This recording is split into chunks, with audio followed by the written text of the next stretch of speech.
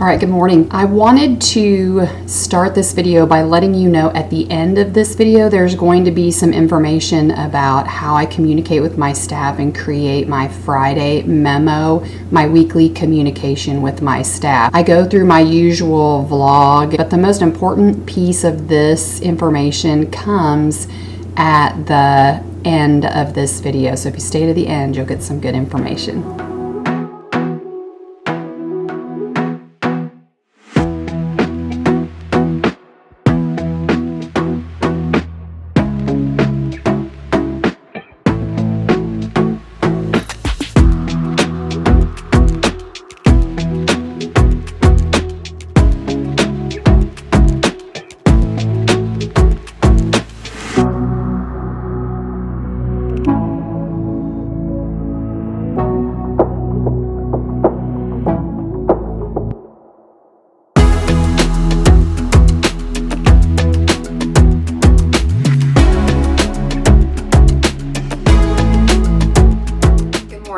Welcome to Wednesday, and I'm starting a new video today.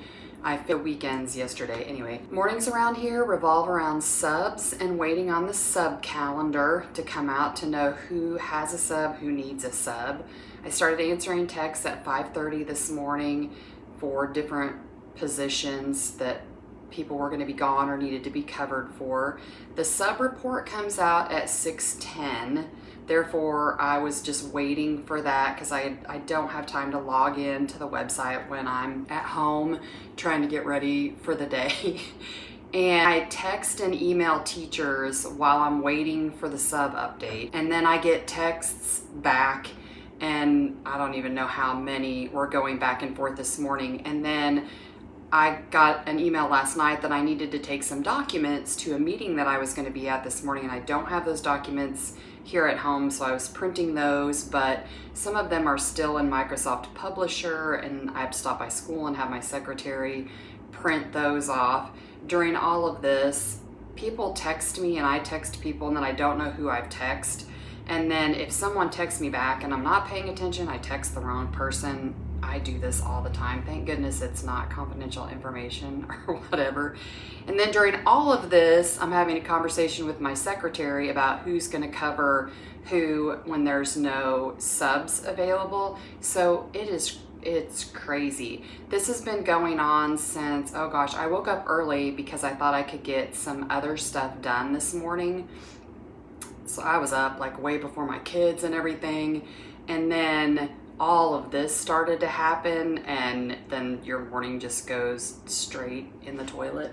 I usually leave here by 7:30, and I was going to have more time at home because I have a meeting at 8:30. And if I go to school in the morning before I go to a meeting, something may happen and then I'm late to the meeting. So I try not to, if I have an early morning meeting, not to start the day at school just so I can get to my meetings on time. I have notes in front of me just to make sure that I cover everything. Basically, it's just giving you guys a picture into what it's like in the morning, like real time, not afterwards or reflective.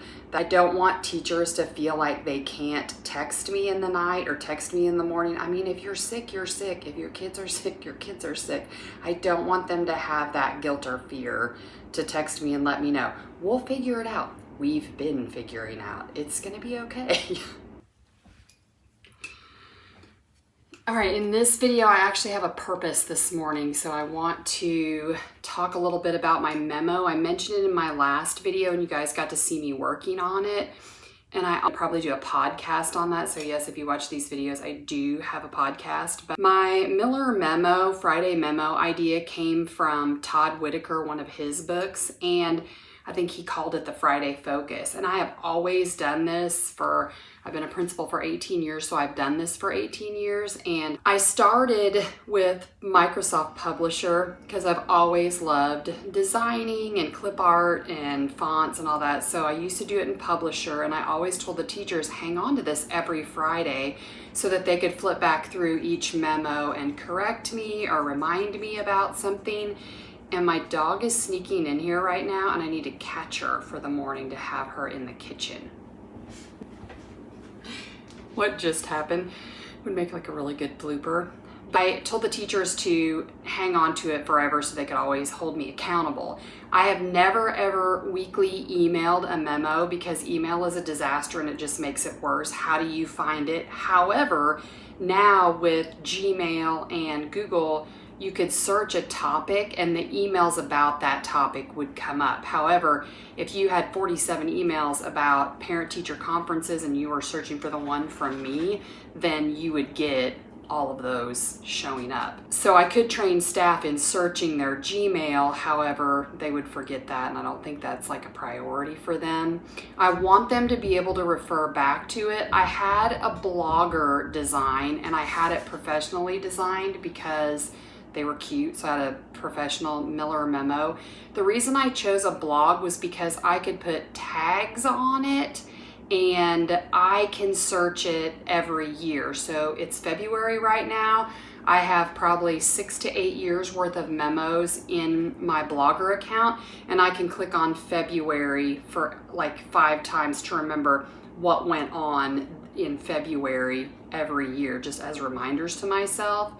I did try to start it on WordPress, but I do think I might have someone design a WordPress page for me, and I can just attach it to my personal blog for now, but have them design that page that's cutesy again, and then I can go back to a blog that you can follow all the time.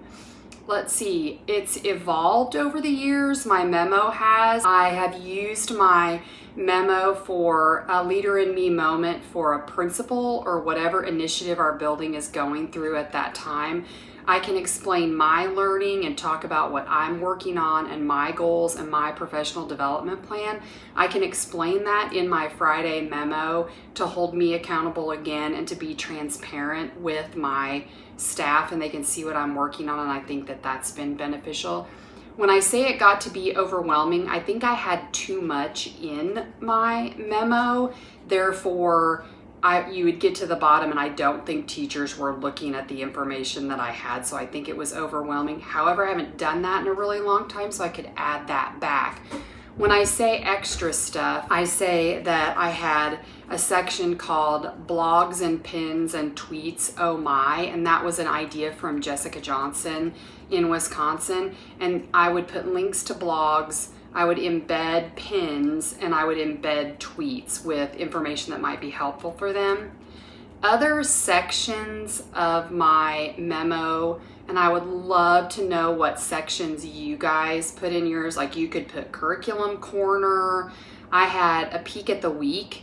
I had future cast that was like past the week to put that on their calendar. And then I have bossy business. And bossy business are the things that sound, you need to do this or else. But I wanted to call it bossy business, so there was a little bit of humor in it, and they knew, okay, Melinda is telling us this is a non-negotiable, we need to get our stuff together. And I think they appreciate that I'm honest and that I treat them with respect and I give them reminders, but they also know, okay, I do have to be bossy and it does sound bad sometimes, so I have bossy business. I would love in the comments if you guys would put what you do in your memo, different sections you have. I use a s'more now, and the only reason why I don't like it, and maybe you guys can correct me on this, the only reason why I don't like it is that each one is a separate s'more, and I have like 15 in there now because my blogger wasn't updating and the format was messing up, and I love s'more because of the design. However, I don't want teachers searching for it. When I send the link to a s'more, it is private when my blogger wasn't private. And part of the reason that my blogger was not private was so that other principals in the United States I could share it with them so that they would have an idea of, here's what I put in my memo. You probably don't know what other people put in yours. You can look at mine every week and see what I do. It was just to be helpful for other principals. The s'more I share privately. I don't necessarily have to share it privately, but man, I wish I could go back to the blog format. I just appreciated that more. Other formats are Google Docs, Google Slideshows, a Google Doc, as long as you keep your memo, the most recent information at the top of the document, so you don't have to do the scroll of death to whatever month it is at the bottom. That's how we organize our Google Docs. Could do a whole other video and podcast on that.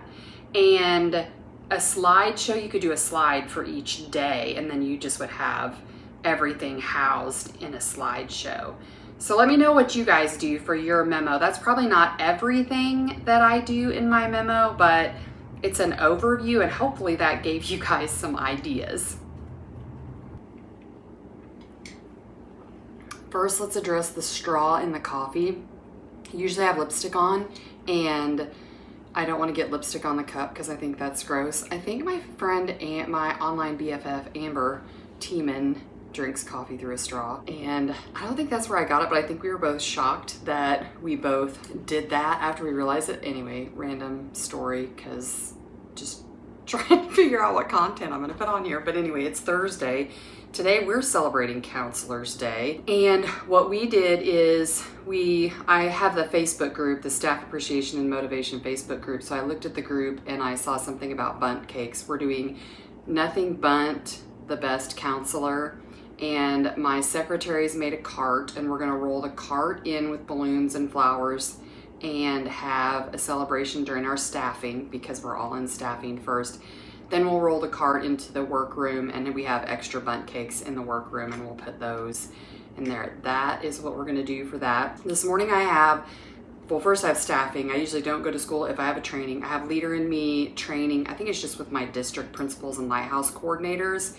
Then we have to leave that early because I have a teacher whose dad passed away, and I needed to get coverage for that grade level in order to go to the funeral. I always try to make arrangements for that grade level or whoever we need to go to different funerals, and currently we're short on subs, so I have a para subbing in the teacher's classroom whose dad passed away. I wanted a consistent sub in there, so he's been in there for 2 weeks.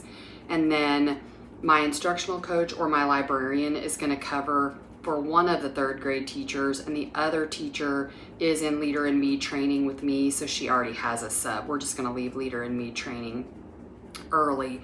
Then after the funeral, I go have my vitamin D test. I think I must have not had any vitamin D.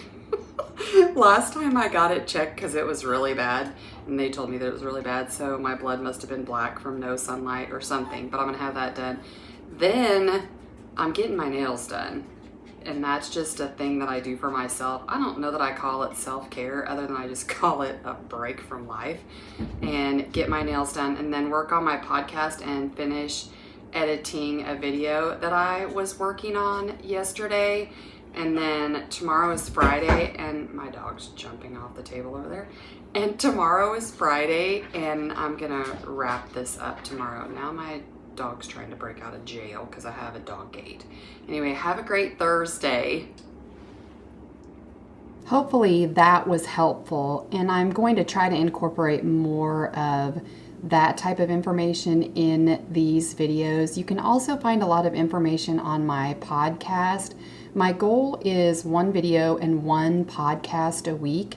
However, I'm not sure if I can keep up with that goal with the busy life that I lead, but I am trying. I do believe principals need as much support and help as possible for themselves in their personally, other than curriculum, instruction, students, data. I feel like we all need to support each other as a whole person.